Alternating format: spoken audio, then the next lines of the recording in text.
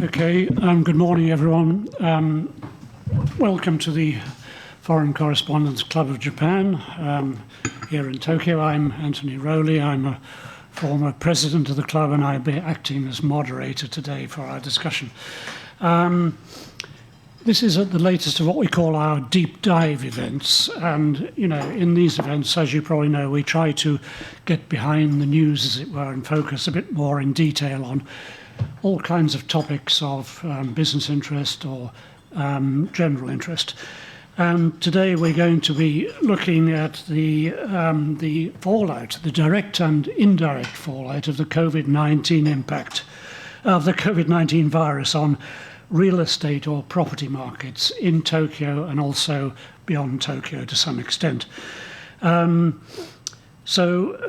Fortunately, we have two very good analysts to help us to understand the situation. So let me introduce them right away in alphabetical order, which is also the order in which they'll be speaking. So first on my left is Mr. Kenichi or Ken Negishi, who is Executive Director and Head of Capital Markets Japan at Jones Lang LaSalle KK Tokyo. His company is ranked among the global leaders in real estate services. And on my right is Mr. Seth Sulkin,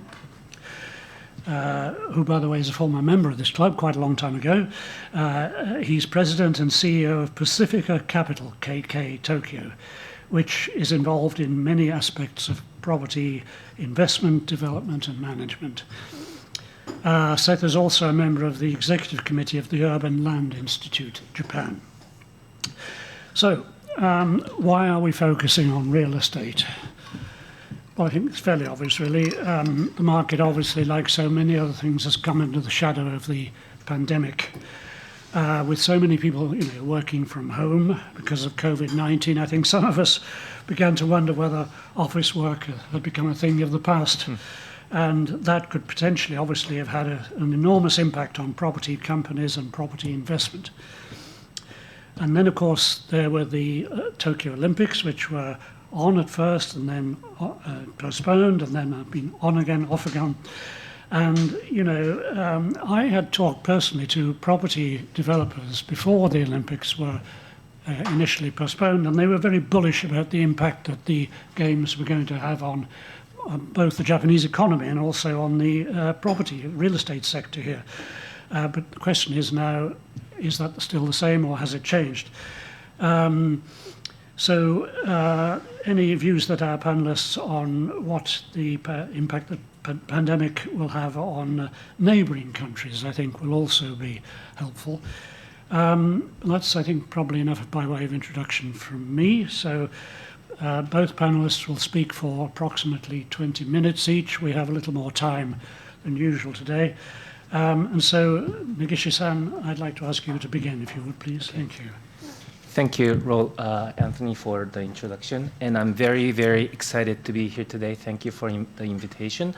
My name is Ken Negishi, and I lead the capital market department for Jones Lang LaSalle, JLL in Japan. And my responsibility is to basically provide the advisory and brokerage service to the international and domestic investors who buy and sell properties in the domestic market. So hopefully that I can share some of my thoughts or some of the conversation I have with my clients with you today. And also the Japan and Tokyo market is one always ranked as a top destination for the investors to invest in the Asian market. Japan and then maybe Australia, those are always the top two.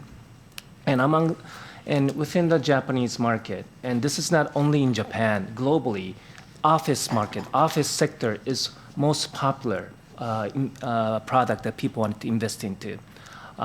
These days, now it's followed by logistic and also residential. But the reason it's office is because investors can deploy a large amount of money at once. And also, there are a lot of historical track record, the data about the tenants, the vacancy, the rent movement. So it makes it very comfortable for investors to purchase in office. Having said that, due to the COVID pandemic situation, that we're we all have a question about what's going to happen to the office market, the office space. Will people come back after COVID? Will there be a work style reform that will prevent or not make people come back to the office and use it like the way it was before? So even though people really want to deploy their money to the office market or office sector, right now many investors are kind of sitting sidelines, watching what's going to happen to the tenant. Because as you know, and you probably talked to a lot of Japanese companies, but many of them are still trying to figure out how they're going to do with their office space and whether it's going to be used as the same way or not. Sorry, could you speak a bit closer to the microphone? Okay. Sorry about that. So I have prepared some slides for today, and in these slides I'll be introducing 2 different survey results, which shows how people are reacting to the COVID and how they have worked during this time. So please, if you could move to the next slide, please.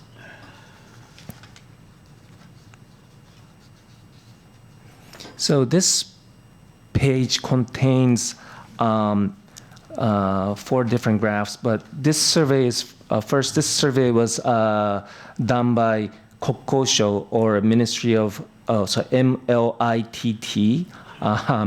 Always difficult to say it in English and Japanese, but Kokkosho, so Ministry of Land, Infrastructure, Transportation, and Tourism. And this was done in March this year.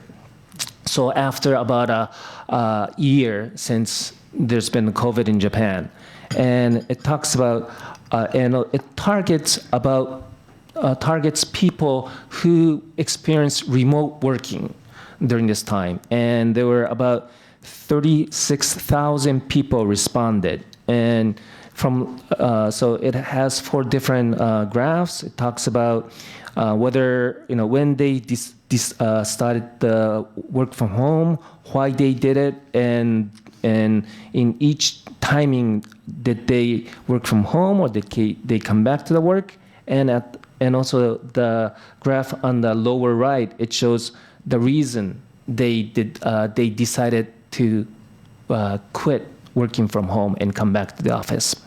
So you can see they started working from home many of them started from March last year or between April and May, when the COVID became big in Japan. And back then, different from today, people were very worried, what is a COVID-19? What is the infection? What's going to happen? And people did not know whether mask is enough to prevent or can guard you or not. So back then, I think people, if you remember, 12 months ago, people were more worried about coming out to the public. It was very difficult for me to even buy stuff in convenience stores. So this is when many people who answered this survey started working from home.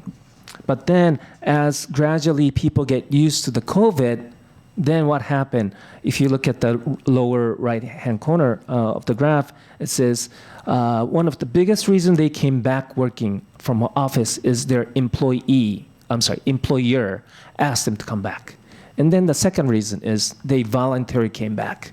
And then the third reason, the little lighter gray shows that they thought that COVID is over. And so these are the reasons that they came back. But the one thing I like to highlight is people started working from home because they felt there's a risk of getting a COVID.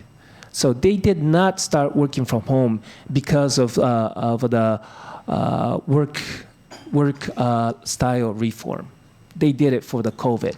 And once they thought that the COVID risk is more mitigated, then they came back working from home. So they came back to the office. And also, employer asked them to come back to the office. Next slide, please. Next page, also from a same survey. The left side shows, so depends on which industry you're talking about. Some people working in certain industries saying they are, they're more working from home, and some was more difficult. For example, IT sector, it was the first sector that announced working from home or leaving their office. Some announced that they are canceling their office spaces. And because many of them had a laptop computer, there are IT people, they have all this, they can bring it back home. And my friends working for large mega banks, they did not have a laptop. Their, internal, so internet, so intranet within the company network was very slow, so they could not access to the company data from home. So many people working, my friends, not everybody, but my friends working for banks had to come to the office even during this, in the March, April, May season. And interesting thing is IT sector, and this, it also compares two different survey results. One in the black shows is a result from March 2020, and then the red is March 2021. So it shows also the movement within those 12 months. And you can see, for example, IT people from 36%, they went up to 66%. But there's also a different data. This data is from Keisansho, so Ministry of Economy, Trade and Industry. And they have a report saying within the entire Japanese companies, what is the ratio of people working at IT sector? It's only like 0.3%. So in a news announcements, which you are very much familiar with than myself, but these things, it's easier to catch eye. So in a newspaper, they say, hey, IT companies are now starting from working from home, canceling spaces in office. And it is true, but impact of the entire market is not so large. Also, if you could look to the graph on the right, also it shows the working ratio of a scale. It shows by the scale of the size of the company. What happened?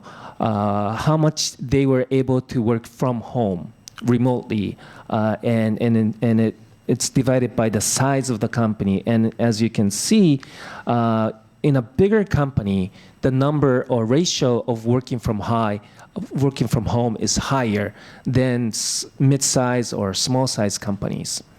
Again, according to this Ministry of Economy, Time, Trade and Industry, so Sankei shows statistics, number of the large companies in Japan, or the percentage of large companies in Japan, is only 0.3% for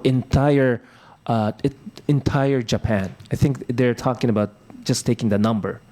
Number of the large companies in Japan shares only 0.3, where mid-size is 14.6, and small-size companies are 85%.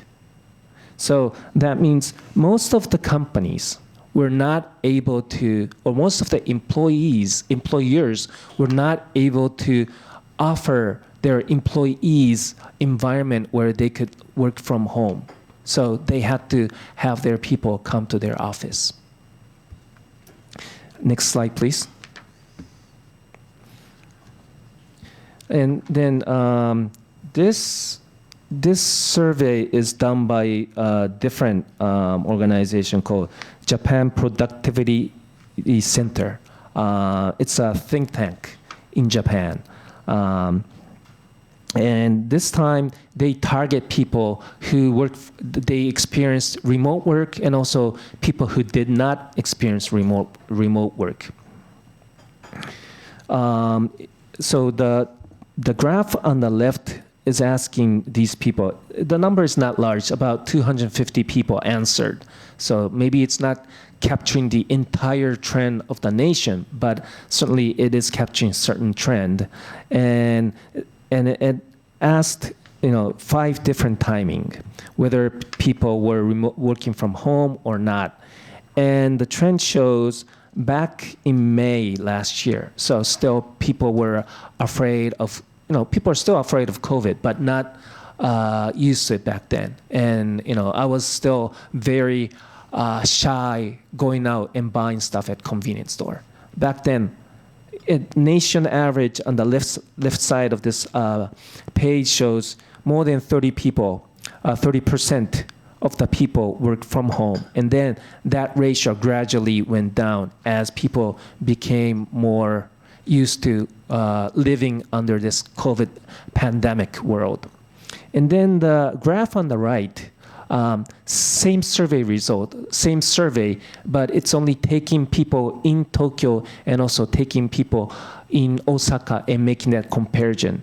And what you can see is in Tokyo, people working from home, the rate was higher than the nation average, where Osaka, the rate was lower than the nation average.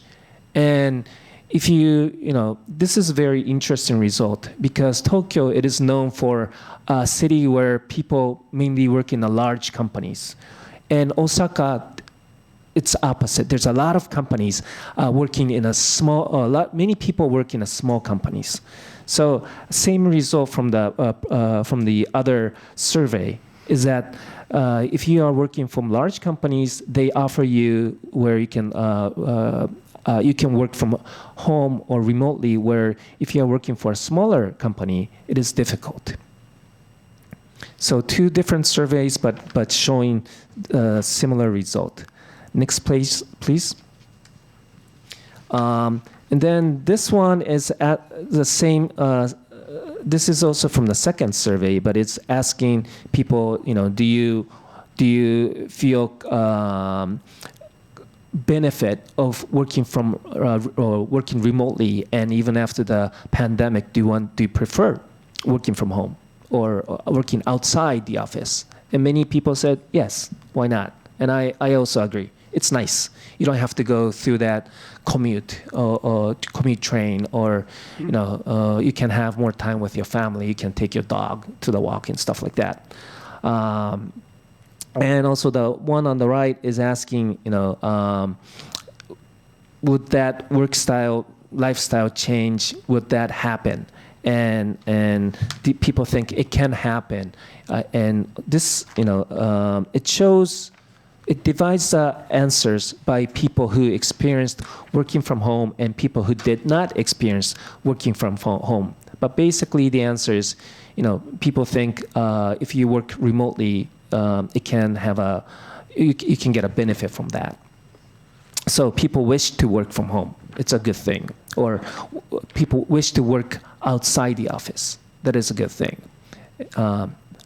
But reality is, if you could go to the next slide, please. This survey shows 2 result of survey done in 2 different timing. The gray bar shows one that was done in May last year, and then the red is done in April this year. So it shows what kind of a flexible work style were you able to do during these timing. And then if you look at the bar from third in the middle or third from the bottom, it shows many people, number of people who work from home. And it shows that the number of people work from home has decreased from last year to this year. And at the same time, the bar at the bottom showing no change, basically saying that they worked from office, they came back to office. The number of people who came back to office has increased in this, from May to April. So this trend shows even though people wanted to work from home, people had to come back to the office as they became more used to be in the COVID-19 environment. And then the right graph shows what are the issues related to working from home or working remotely, not from the office. And and also how people felt about that issue. The same question was asked in May last year and April this year. And many of the people pointed out on the top 3, saying that the working environment is not there yet, meaning that the company or employer do not have the right evaluation system, or they feel that if you work from home, you may be evaluated lower against your colleagues who come to the office. And also there's not enough, the environment is not organized in a way that you can communicate smoothly if you work from home. So even though people want to work from home and people think it's better for their life, that the environment is not there. And also it's hard for the smaller companies to prepare those environment in Japan. That is what the result of these surveys tell us. Please go to the next slide. So from here, I'm just going to touch briefly about the office market in Tokyo. This survey or study is done by JLL. So from this page on, I cannot blame on other people, which I was able to do on the previous pages. But the left graph shows this is what we call a property clock. That's prepared by JLL worldwide, and we've been preparing this for decades. But it tells us where we are for specific market in the market cycle. So for grade A office and grade B office, both in Japan, both in Tokyo, the 12 o'clock is a peak, and then the 6 o'clock is at the bottom. Right now we are maybe at 1 o'clock or 1:30-ish, and so that the peak, we have passed the peak. The rents may come further, the vacancy may come up. But the very interesting thing about this clock is that it can go backwards. It can go anti-clock way, so that maybe in a month, the rent may come up again, the vacancy may come down again. So that it can go backwards. But at this moment, this is where the Tokyo market is. But if you look at the right side of this page, the vacancy of both the grade A office and grade B office in Tokyo is very, very low. For past several years, both these rates were less than 1%. And this is extraordinary if you compare to all other markets, all other major markets in the world. I don't have the exact figure in my head, but usually if you compare these similar figures with markets in New York or London or Paris, it's somewhere around 10%. And right after the world financial crisis, in Manhattan, it was 15%, 20%. But Tokyo, for past several years, it's always less than 1%. So we do feel that the vacancy is going up, so that making it easier for tenants to try to push the rent a little bit. But still, the vacancy is very, very low, so that even though we read the news saying that the certain companies are moving out or shrinking their space, the impact is still low. Next page, please. This shows how the price of different sectors, so office sector, industrial sector, residential, and retail sector, the price moved compared to first quarter of 2011. Way back in the world financial crisis. And then the red line shows where the price movement of office space. I think we're now talking about entire Japan market, but basically the Tokyo market shares the large part of the Japan market. So you could say this is very similar to the way that the Tokyo market moved. And you can see that the Tokyo market, or Tokyo office price, has kind of hovered in the same level for a long time. And then recently, we just came back to where the world financial crisis, right after the Lehman shock. And if you look at the very right end of this graph, which is this first quarter this year and also last year, this year the price came back and it even increased from last year. So as I mentioned at the very, very beginning, people have still big preference to invest into office sector. Although, there's still some of them are standing in a sideline just to make sure what's going to happen with a tenant space. Next slide. This is getting very technical, but it compares the cap rate. So this highlights why people prefer investing into Japanese market, or it's comparing by the city. So why Tokyo, why Osaka compared to places like Sydney, Shanghai, and other Asian markets. It doesn't have a New York or Paris in here, but it will show you same result. Basically, the return is low in Japan, but because we have very low interest rate and banks are strong and kind enough to offer very cheap loan and very high loan to value. So as a result, after the levered, when the investor look at levered return, they don't usually buy everything with their own equity, but they leverage using money from banks. So they compare what would be after return after the using the loans. Then all of a sudden, the Japanese cash and cash yield becomes not so different than other markets. This is something I wanted to highlight. I guess that's all I have prepared for today. The last slide in here kind of summarize what I just mentioned, so I'll skip that. So that's it for me. Okay. All right. Thank you. Some interesting points we can come back to, I'm sure, in question time. Seth, would you like to make your comments now, please?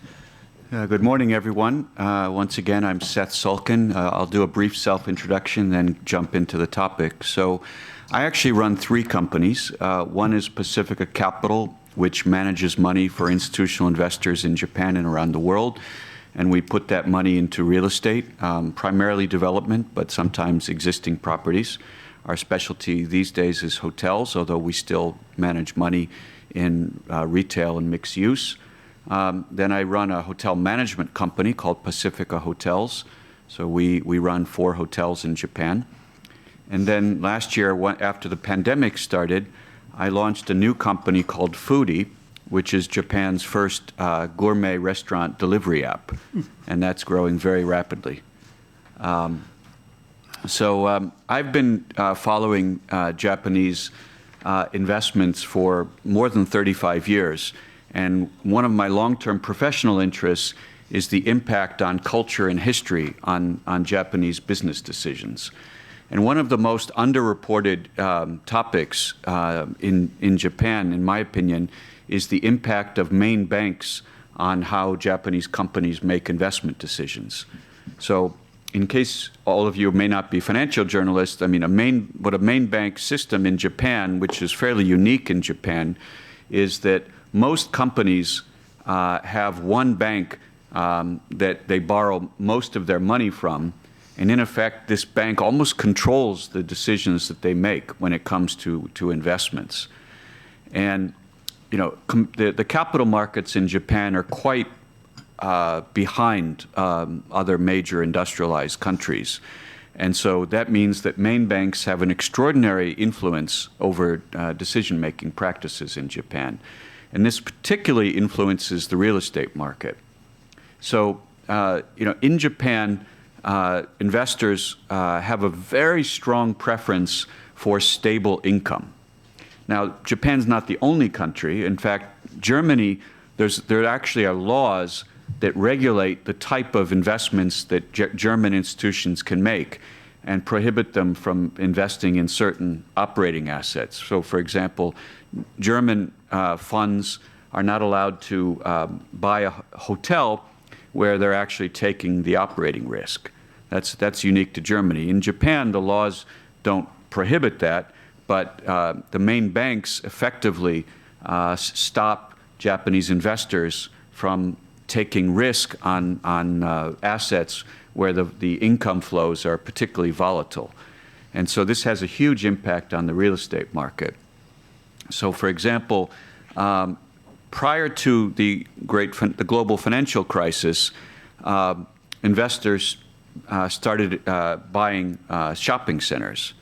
So as Negishi-san said, Japanese and global investors love buying offices. I mean, so offices have long been the preferred asset type that investors like.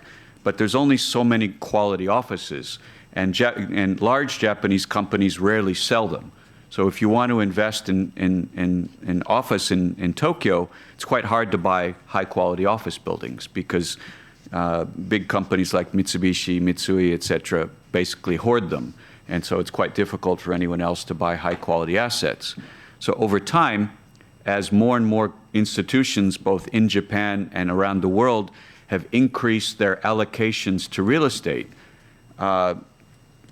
historically, institutions put most of their money into stocks and bonds. So real estate was always a tiny slice of their portfolios. Over time, they've allocated more and more money to real estate. And this has forced them, because there aren't that many quality office buildings to buy, it's forced them to look at other types of real estate.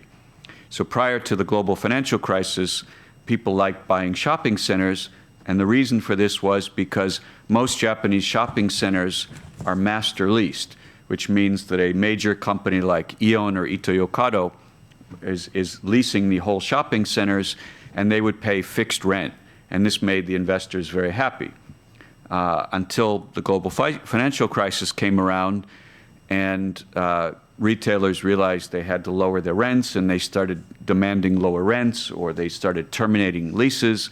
And so this had a huge impact and made a lot of investors and banks very unhappy. Over time, there's been investment in new asset types, hotels, logistics, data centers. And so, like I said, there's just an incredibly strong preference for fixed rent. So over the last 5 years, there's been a huge amount of investment into Japanese hotels, which is my primary specialty. But the bulk of it has been in what are called business hotels, which are very tiny guest rooms, chains like Appa or Toyoko Inn, where, Appa is the exception because they own most of their hotels. Most Japanese hotel operators actually lease the buildings from the owners. And they sign a 20-year lease where they pay fixed rent for 20 years, or at least they did before the pandemic. What's happened during the pandemic is that many of the, with no one traveling and the borders closed, the hotels have been largely empty. And so the operators, which were committed to paying fixed rent, were actually, the rent was in many cases higher than the income they were getting from guests. And so this has caused bankruptcies. It's pushed many companies to request lower rent, or to even terminate leases, or just to walk away from hotels. So it's had a huge impact on the market. Now, the question, why did this happen? Well, Japanese banks basically, if they like you, they will lend money. So if they don't like you, they won't lend money. In the rest of the world, banks offer risk-adjusted loans, meaning that if they perceive a project or a piece of real estate to be higher risk, or if they believe the borrower is higher risk, as long as they think that the cash flows make sense, they will lend you the money, but they will charge you more interest. In Japan, that concept doesn't exist. Japanese banks like to lend to Toyota or companies who don't need the money because they don't want to worry about, they can't make that risk-adjusted judgment. So, real estate lending, there's two types of real estate lending. One is called corporate finance, where the bank basically just looks at the balance sheet of the borrower and the other assets that the borrower owns. And if you have a big enough balance sheet, the bank doesn't worry about the real estate. They just know that if there's a problem with the real estate, you have enough assets that they can get their money back. Most institutional investors use what's called non-recourse financing, which means that the bank only has access to the collateral of the real estate they're lending on. So if there's a problem with the real estate, they can't go to the company and demand repayment. Their only choice is to foreclose on the real estate. Now, once again, Japanese banks don't like that because it forces them to analyze the real estate, and it forces them to make risk-adjusted decisions, which they hate doing. And so, big zaibatsu-type companies, when they borrow non-recourse, they sort of, shake hands with the bank under the table and say, don't worry, if there's a problem, we'll take care of you. But institutional investors don't do that. If there's a problem, they simply hand the keys to the bank, which banks don't want, because banks don't know what to do with the real estate if they get it back. So the hotel sector is in huge turmoil right now because operators and tenants are walking away or they can't pay the rent. And this is the same thing that happened with the shopping center. And so this is why investors are now looking more at real estate asset types that still have future growth potential or are more stable. So while office is still the primary, the favorite type of asset type, I question whether that's the right judgment. So what's happened since the earthquake is that listed companies have shifted from multiple properties in older buildings into large, brand new, ultra-safe buildings. So that's been the primary trend, since 2011. But what hasn't happened is, the factors that affect demand in Japan for office would be the size of the workforce, the amount of space per employee, and then now what's happening, of course, is the extent to which people are working at home versus the office. So Japan has traditionally had the lowest amount of office space per employee in the world. And the holy grail in the market was that someday companies would give more space per employee. This has never happened. In fact, it continues to shrink.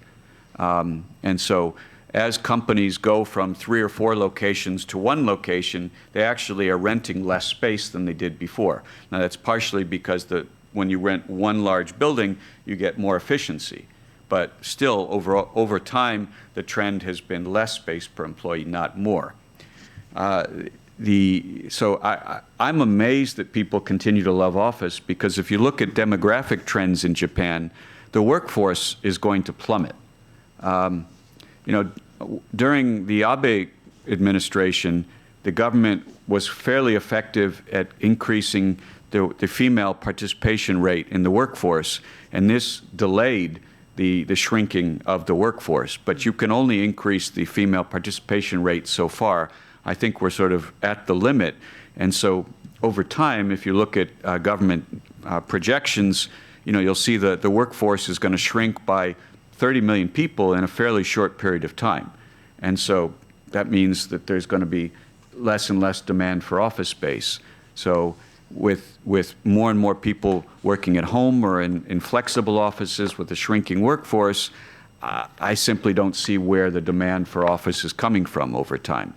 Yet institutional investors, I think they're sort of blind to this point. They're not taking it as seriously as I think they should. Some sophisticated investors are looking at new asset types.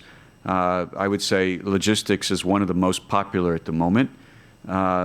E-commerce and now, the pandemic have led to huge growth in logistics. Amazon, Rakuten, and similar services are growing like crazy, and this has led to huge demand for warehouse space. And the contracts tend to be very long at stable fixed rent, which is what investors love. But there's a shortage of this asset type as well. I mean, it's a very small slice of the real estate market compared to office. I mean, office is the predominant asset type by size. Residential is another asset type that investors like. It's not quite as the leases are much shorter than office, but it's quite stable, particularly in central Tokyo. If you look at demographic trends in Tokyo, Tokyo actually lost people for the first time in a long time recently, but over time the population is expected to shrink very, very slightly in Tokyo compared to other parts of Japan. Generally over time, 40 out of 47 prefectures lose population every year. So Tokyo is expected to be relatively stable, and so investors like that stability, and they can buy rental residential and expect fairly stable income. So as I said, there's a global thirst for stable income, and Tokyo residential offers that, even though it doesn't really offer much growth. Rents are not really growing, but at least your incomes are stable. So what I would suggest that you take a look at once again is the impact of main banks on real estate investment. The pandemic has forced a lot of changes. In the rest of the world, hotels don't generally offer fixed rent. Now Japanese investors are forced to accept a variable rent from hotels more and more. But the problem is the banks. Banks aren't lending on hotels right now. So if some investors are now assuming that the pandemic is going to be over soon, the border's going to be reopened, and so they're looking at buying distressed hotels, but they're forced to buy full equity. So Negishi-san mentioned earlier that investors like to borrow money. Well, you can't borrow money right now if you want to buy a hotel. Generally speaking, it's almost impossible to borrow money. And so this forces investors to buy 100% equity and then hope in a year or two they'll be able to borrow money again. Now, naturally, they're only going to buy hotels if they can get them at distressed prices. Once again, Japanese banks are generally very protective of their customers. Large companies are not distressed. It's really the smaller companies that are more distressed. So you're not seeing good quality hotels generally come to market at distressed prices. It's generally the business hotels, poorly located, undistinguished properties that we're seeing right now. So I would say over the rest of this year and probably into next year, we're going to see increased distress. We're going to see more properties come to market at lower prices, and particularly non-Japanese investors are going to take more risks and even buy full equity where they think there's an opportunity to eventually borrow and to see good performance once the borders open again. So I think I'll stop here and take questions. Okay, again, some very interesting points there. Just one thing before we go into the Q&A. Perhaps both of the speakers could just elaborate a little bit on the retail sector. I mean, apart from the fact that people have been working from home, shops, small shops in particular, have been closed, they've been shuttered, and to most people it looks as though they're having a dreadful time and they probably aren't able to pay the rent. So how serious has the impact on the retail sector been? Negishi-san, do you want to have a... Okay, so I don't have the statistics with me right now, but the impact on the retail is not just happen, or the retail department sector has been struggling, but this struggling didn't start just because of the COVID pandemic, but it started several years back, like Sulkin-san mentioned, because of the e-commerce. People start buying things in the e-commerce. What that happened is many people instead of coming to the actual physical stores, they started to buying through internet. So that with this trend happening, not just in Japan, but all over the places, investors started to become more careful about investing or buying properties like shopping centers with traditional tenants as a core tenant. That is one thing. Another thing is, during this pandemic, these department stores, so high street shops are struggling and investors are not aggressively buying these. However, there are type of shopping centers which we call them a neighborhood type, where the core tenants are like grocery shops, drugstores, we call it do-it-yourself. So do-it-yourself, DIY type of stores. You know, those kind of tenant mixture. They are very popular right now, and people. Instead of people coming to Ginza or Nihonbashi and buy stuff, people now staying at home and they don't travel so much, but they're very happy buy stuff in their neighborhood. So the statistics show that the revenue or sales from these neighborhood type of stores are doing very well. So investors are very comfortable buying these type of properties. Yeah, so for 15 years, I was a specialist in retail development. I built shopping centers all over Japan. The last one I completed was in 2004, and I made the decision at the time. I just simply didn't see a future in it. This was, at the time, the internet wasn't a factor, but once again, it goes back to main banks and Japanese culture. So unlike the rest of the world, where shopping center developers are primarily independent real estate companies, in Japan, shopping center developers are primarily retailers. When I first came to Japan, there were probably 15 major retailers. Now there's only 2, Aeon and Ito-Yokado, and they dominate the shopping center industry, and all their shopping centers are basically the same. So on a per capita basis, Japan actually has very few shopping centers compared to the U.S., a tiny fraction of the U.S. when you take floor space per capita. However, Japan is still over-malled because there's no diversity. And so consumers, you know, everything is the same. You know, if you go to a major shopping center in any other major developed country, you'll find multiple anchor tenants. You'll see several department stores offering different products. In Japan, there's not a single shopping center that's ever been built that had 2 department stores. Simply not possible. Department stores won't co-locate. They'll never. They just refused to locate in the same shopping center. And department stores have never been successful away from terminal rail stations. They've tried in the suburbs, and they've all failed, and they've all closed.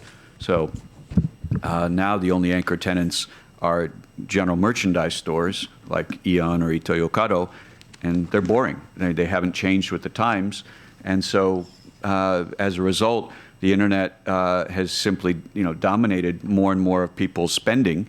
I mean, it's still small compared to the rest of the world. I mean, something like 6% of consumer spending is done online compared to 25 to 30% in other industrialized countries. In the food delivery sector, for example, Japan, even though, you know, the concept of demai has been around for hundreds of years, Japan's food delivery industry is tiny compared to other countries. You know, even Korea, which has a population of less than half of Japan, you know, food delivery is 7 or 8 times larger than Japan. And that's simply because Korean consumers are far more advanced at using the internet compared to Japanese. So Japan has a long way to go, but none of it is good for the physical retail industry. Okay, any questions from the floor first? And no, any questions online? Saito-san, Mada? No? No. I'm sorry. Can I then make one comment? Yes, of course. Yes. Sulkin-san. I agree almost 100% on what he said.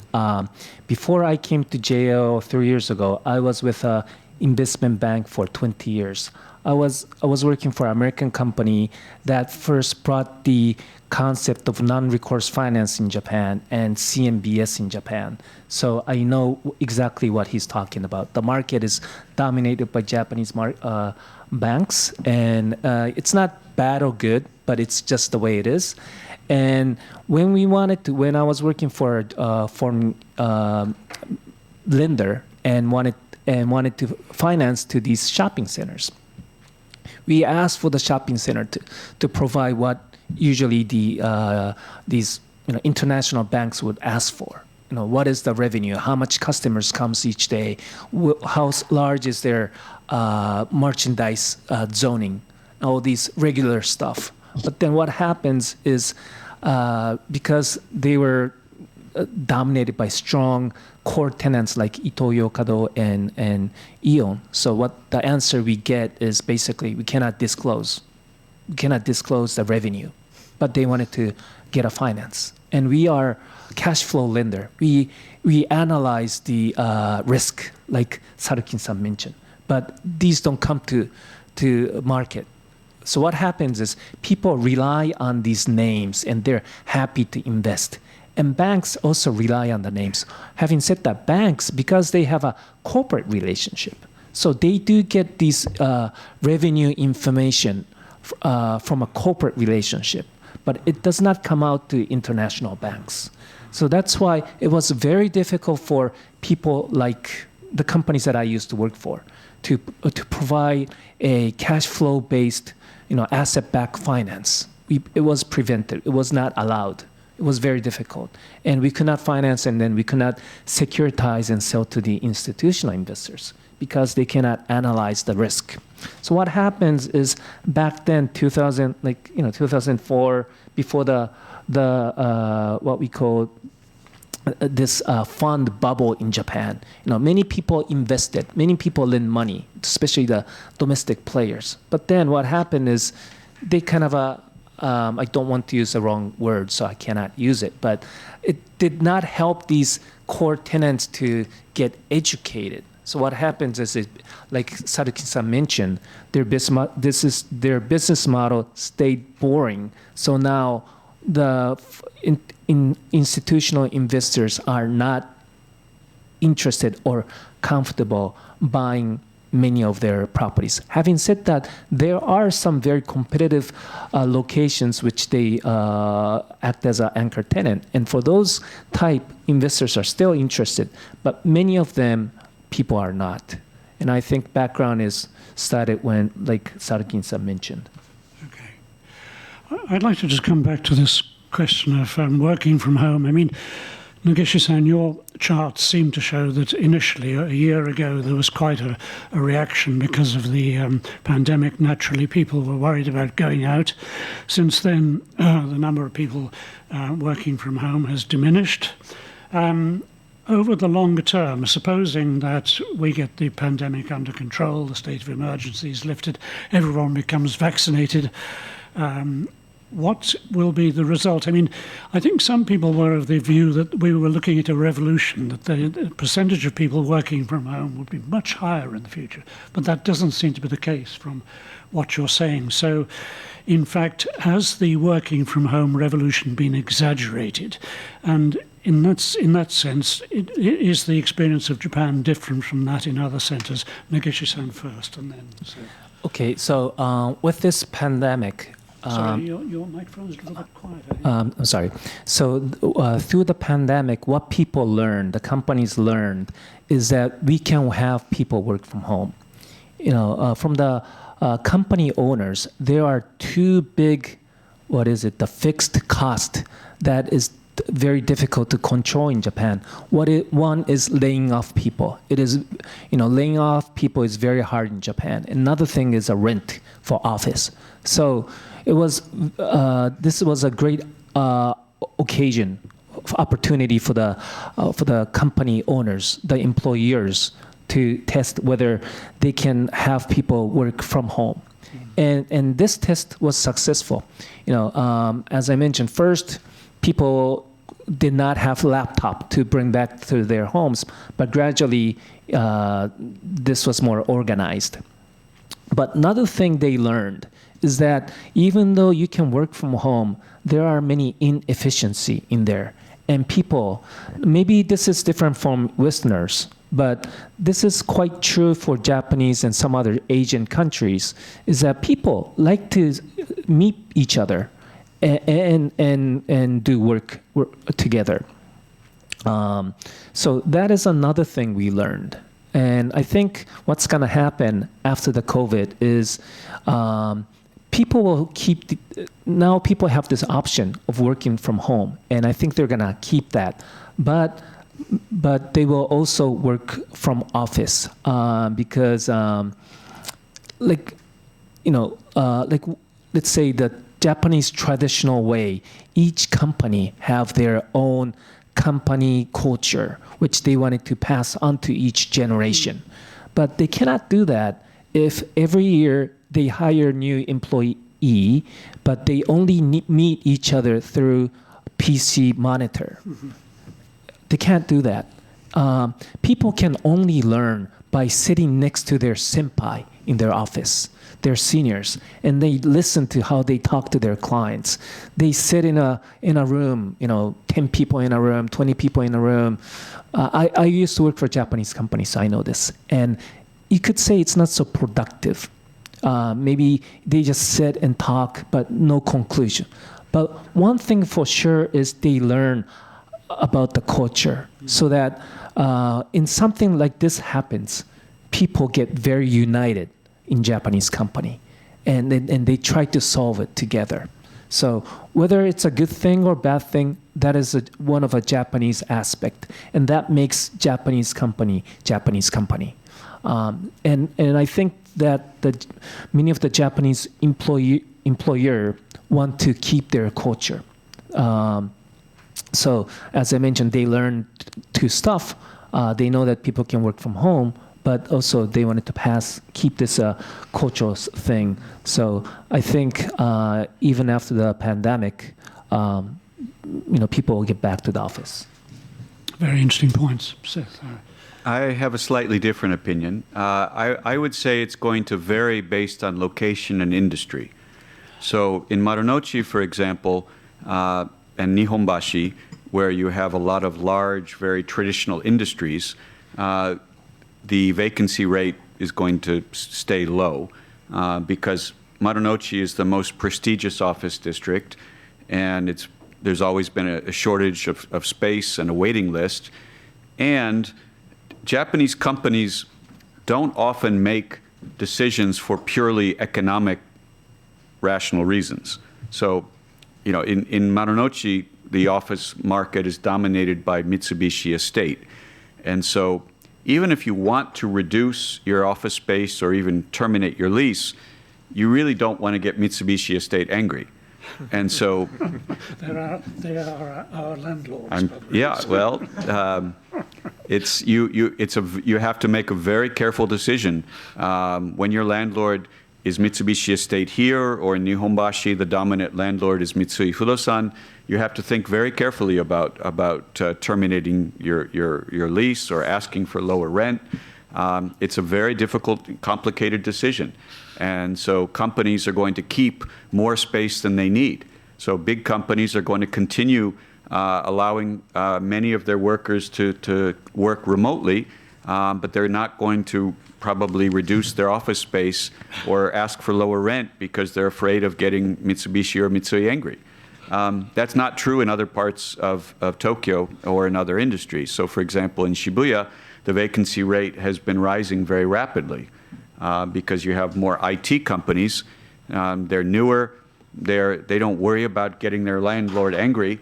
The dominant landlord in Shibuya is Tokyo.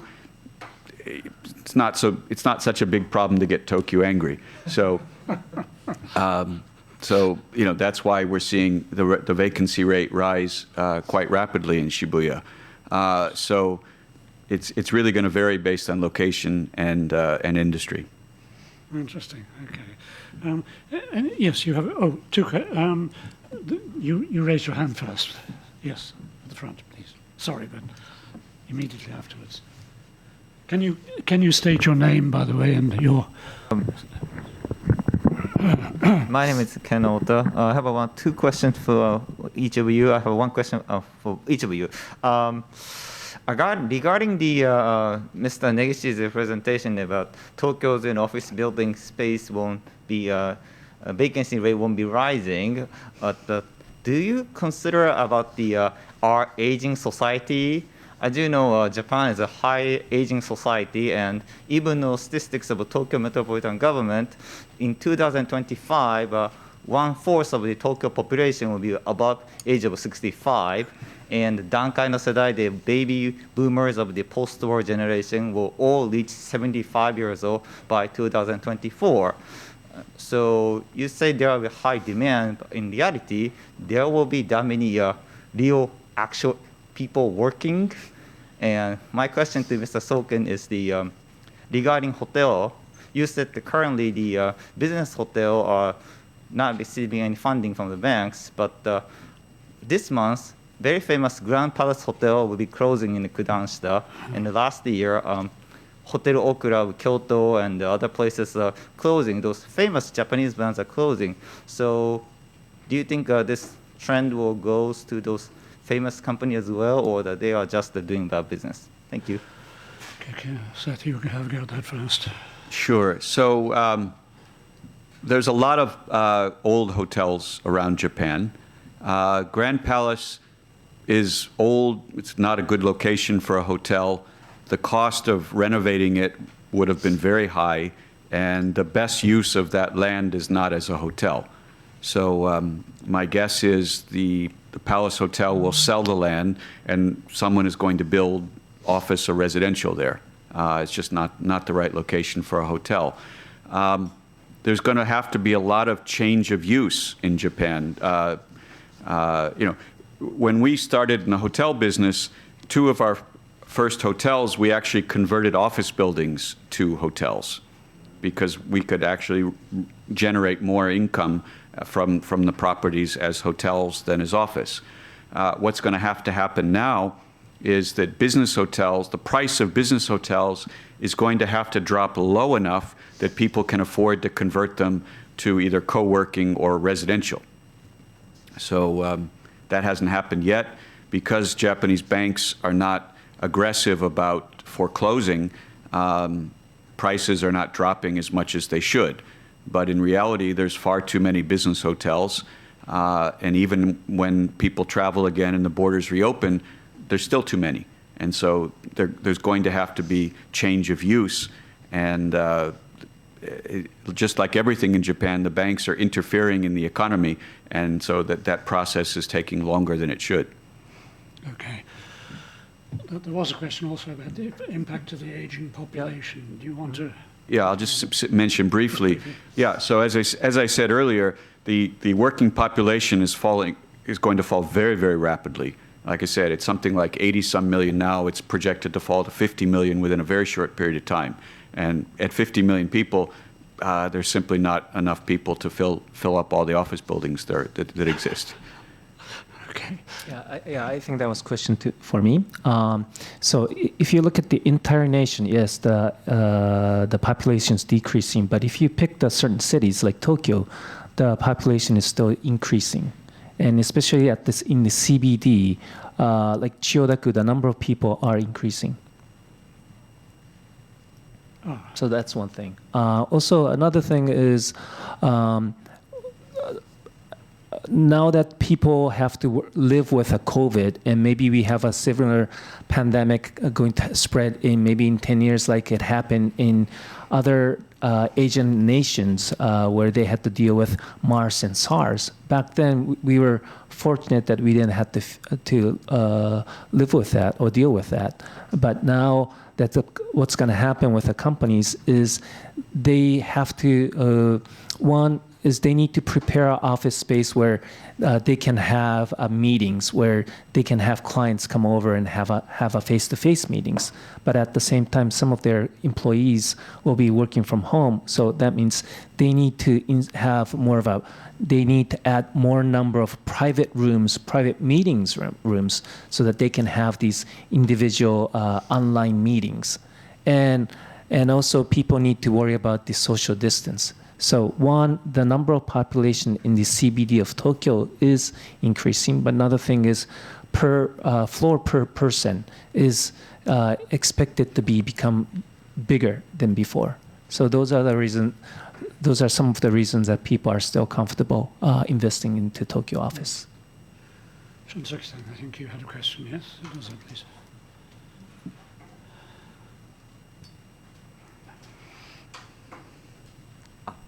Thank you very much, very much for a very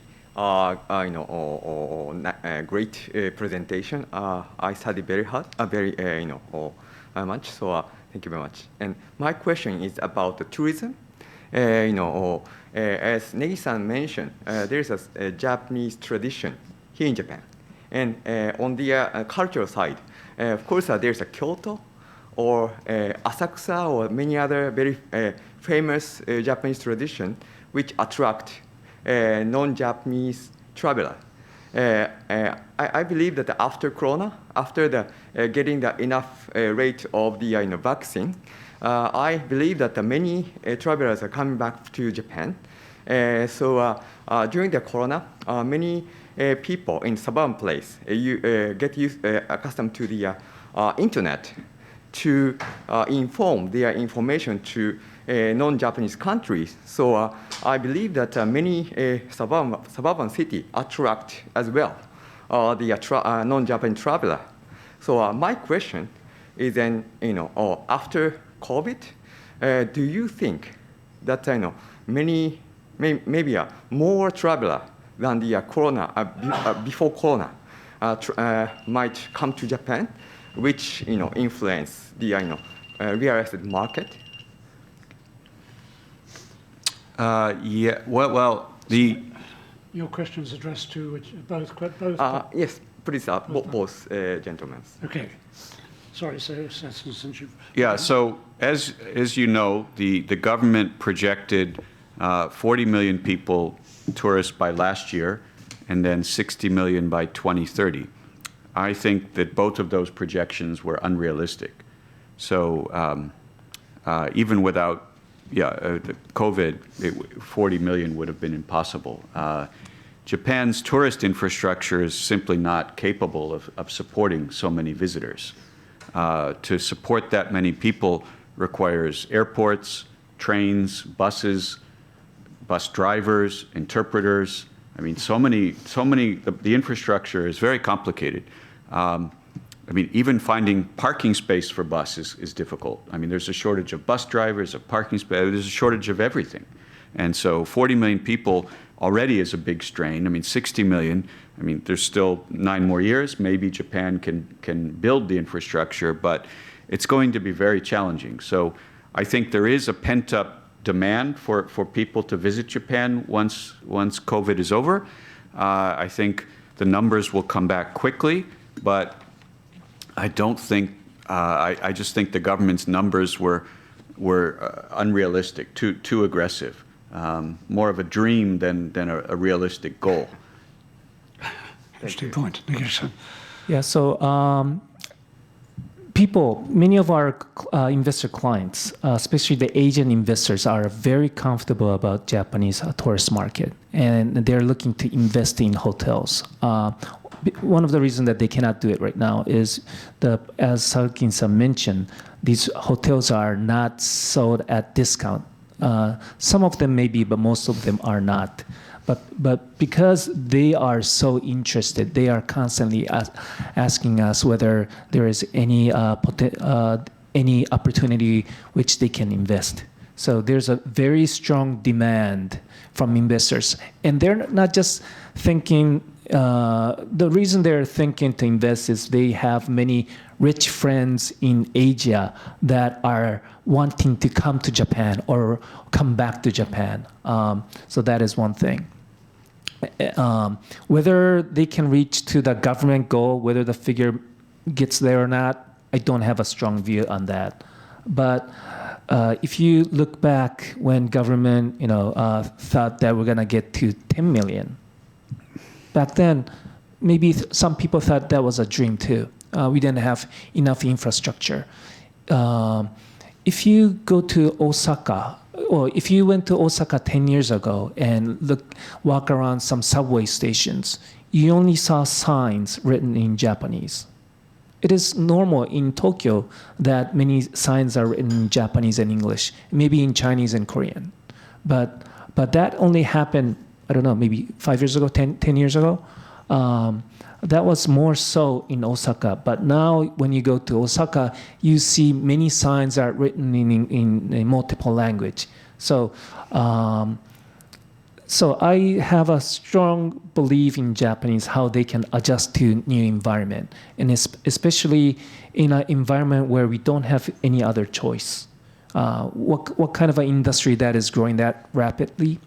There's a limited number, and one of the area is this tourism. And also, if you compare the number of people visiting Seoul versus Tokyo, Tokyo is much less. So, if you think why, I think there's a big potential, big chance that more number of people will increase in Japan. Okay. Shun-san, did you have another question, or are you finished? No. Thank you very much. Those are That's all. I forgot to say my name. Shun Tanahashi, working for Partner Group. Thank you. Okay. Any more questions from the floor or questions online? I have just one final question before we wrap, and that is on real estate investment trusts. I mean, this is, one way in which the ordinary person, the normal ordinary people can invest in real estate. There's been a tremendous amount of sales of exchange-traded funds to the Bank of Japan in Japan. I'm not sure whether the real estate... I think the Bank of Japan is also buying real estate investment trusts. I'm not sure. But from what you were saying, Seth, I think as far as the sort of retail investor is concerned, the sectors you should not look at are, you said, hotels, I think, and certainly shopping centres and so on. But where, if anywhere, are the attractive areas for real estate investment, REITs investments now? Maybe you could. So the real estate investment trust trust industry in Japan started in 2001, fairly late compared to the U.S. particularly, and it's quite different. What's unique about Japan, once again, it's cultural, but in the U.S., real estate investment trusts are independent entities where the management is unrelated to other companies generally. In Japan, the management of real estate investment trusts are done by an affiliate of the sponsor. So the concept of sponsor is fairly unique in Japan, where a company like Mitsubishi Estate or Mitsui Fudosan forms a real estate investment trust. They seed the portfolio from their balance sheet, and then they continue selling properties. That concept simply doesn't exist really elsewhere, and it creates a lot of problems. I mean, the conflict of interest here in this country are just terrible. So that's a huge issue. If it were me, and you're asking me which ones I would invest in the ones with the strongest sponsors. Despite the conflicts of interest, the risks are lower and the income is more stable. During the global financial crisis, there was a REIT bankruptcy. There were a lot of REITs that were forced into mergers because their sponsors were not weak enough to convince banks to lend them money. It's all a power relationship. I mean, Mitsubishi, Mitsui can always borrow money no matter what happens, and so their REITs are going to be stable. So they have the highest quality properties in their REITs and the best access to bank financing, which means that their yields are lower, but lower risk and more stability. Investing in a weaker sponsor REIT means you might have a higher initial yield, but when there's a problem, that yield could fall in half, or it could go bust, or who knows what's going to happen. So that's my view on REITs in Japan. And the sectors which you would go for?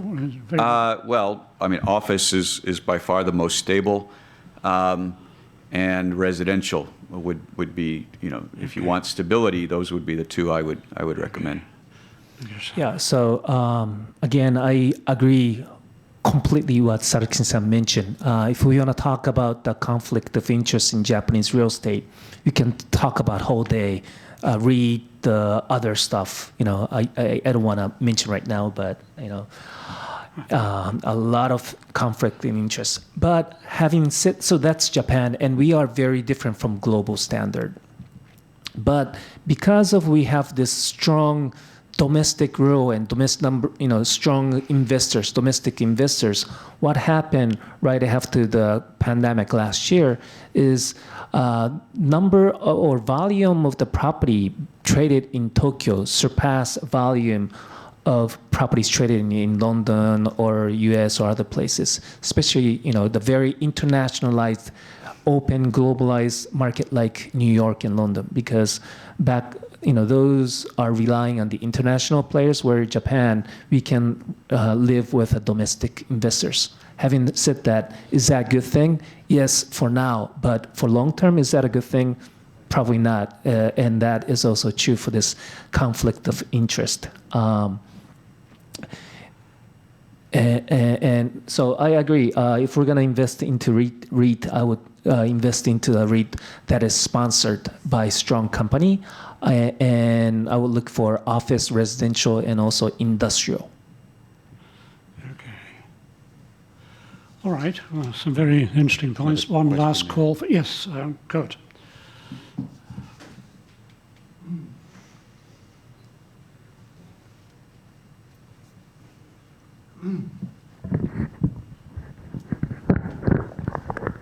My name is Kurt Sieber. I'm an associate member, and I'm a little investor. I have two questions. First, one about Tokyo, another one about Osaka. Osaka will have the World Exhibition in 2025. What do you think that will have a positive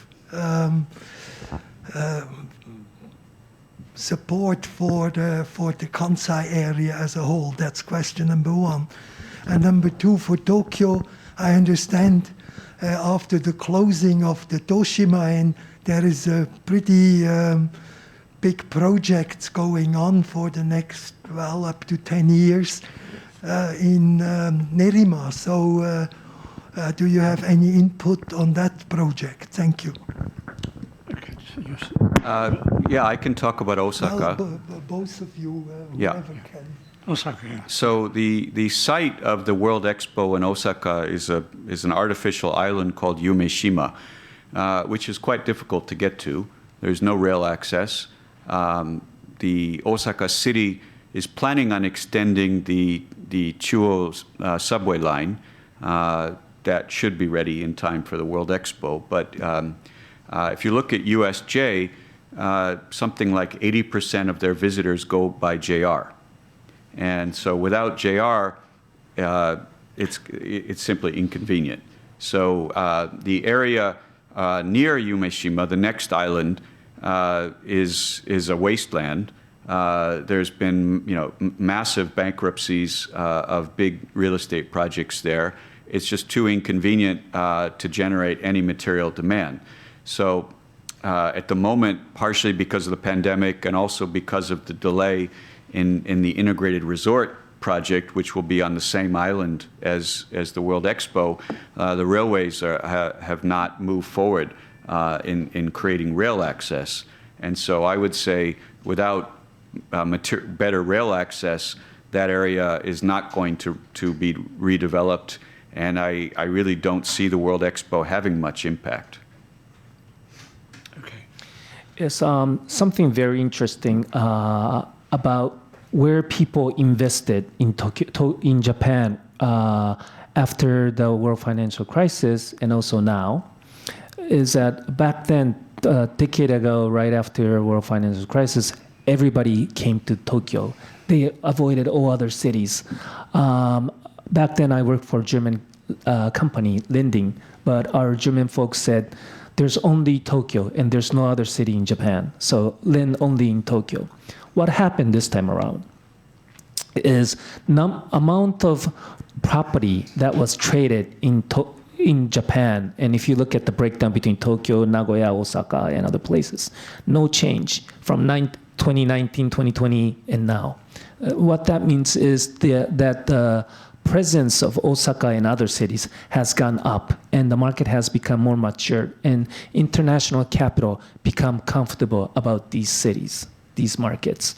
So to your point, having Expo in Osaka in 2025, I think this is a great thing. And also bring in IR, I think that's also a great thing. It gives comfortable it stimulates the market. It creates a job. It creates people to come work near that area. It will create new restaurants for workers there. It makes people aware of the name Osaka. So all these things, I think it has a very positive effect. Okay. Yes. Toshima, yeah. I mean, I'm not familiar with a lot of the details. I mean, I think they're building, that's a Harry Potter project, I think. I don't know a lot about it. Toshimaen was a very Showa retro, theme park, and it was definitely outdated, and so I think it makes sense to redevelop it. So anything new should do better. You probably saw the news that Japan had a record low number of births in the latest year. I mean, I don't know if there's going to be enough children to go by the time it's finished. But certainly, redeveloping Toshimaen makes sense. Okay. I just got to squeeze in one quick question, which I can't resist, and that is, I'm from England originally, and back in the 1970s, some awful buildings were built, shopping centres, malls, and so on. And there's a popular revolt now in England. People are actually organising protests and demonstrations to get these things demolished. And there's a desire to bring back smaller shops in the high street, which is very interesting, I think. Is this a phenomenon you think will occur in Japan or in other areas that you might want to comment on? Okay, so big difference between UK and Japan. I think it's different, or at least big difference in continental Europe and Japan is we have a big earthquakes. So in the past, so people prefer to be in a newer construction with under a new anti-earthquake code. So that is. And also many of the historical construction made in wooden buildings just burnt in the past. So people are more used to scratch and build in Japan. Whether it's a good thing or bad thing, I'm not sure. I think it's a bad thing, but that is a trend. So it's kind of people are more familiar or used to having things demolished and built.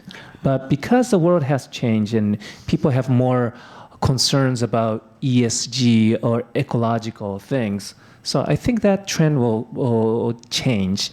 And as there's many old buildings, not so old compared to UK, but there are many old buildings standing in Marunouchi, especially in Marunouchi area, that was built, like little over 50, 100 years ago. Mm-hmm. And some of them are still restored, like the Yasuda Kaikan. And then they build a new property next to it, or they build a new property on top of that. So there are properties like that, but because people are not so familiar with these kind of stuff, but they are more familiar with demolishing and rebuilding. Mm-hmm. So if you're asking for demonstration from people or protest from people, I don't think so. I think the short answer to your question is no. There's between the global financial crisis, the earthquake, and the pandemic, it's really killed high street retail.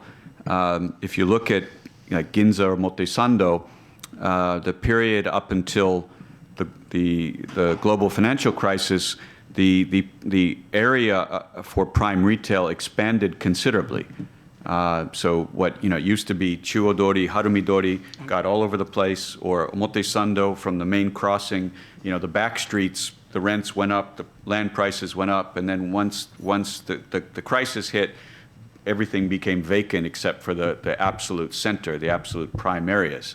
With the growth of e-commerce, there's just less demand for high street retail, and so there's always a need for some, but I don't see it making a comeback. In the suburbs, shopping centers, there's too many shopping centers. They need to be reused for other purposes, but Japan's regulations and laws make it quite challenging. I mean, in the US, for example, shopping centers are being converted to data centers all the time. That's quite challenging in Japan and probably not cost effective. So I'm not sure what's going to happen with all the surplus shopping centers in Japan. Okay, well, unfortunately, we've come to the end of our time. I must offer an apology. The moderator is supposed to tell everyone to switch off their mobile phones. And today the moderator forgot. So there was one offender, and that was me, and I apologize for that. Okay, well, thank you both very much. Really, it's been a very interesting session. I think we haven't covered all the grounds we could have gone on, but time is against us. I'd like to offer both of you a one-year honorary membership to the club as a token of our appreciation.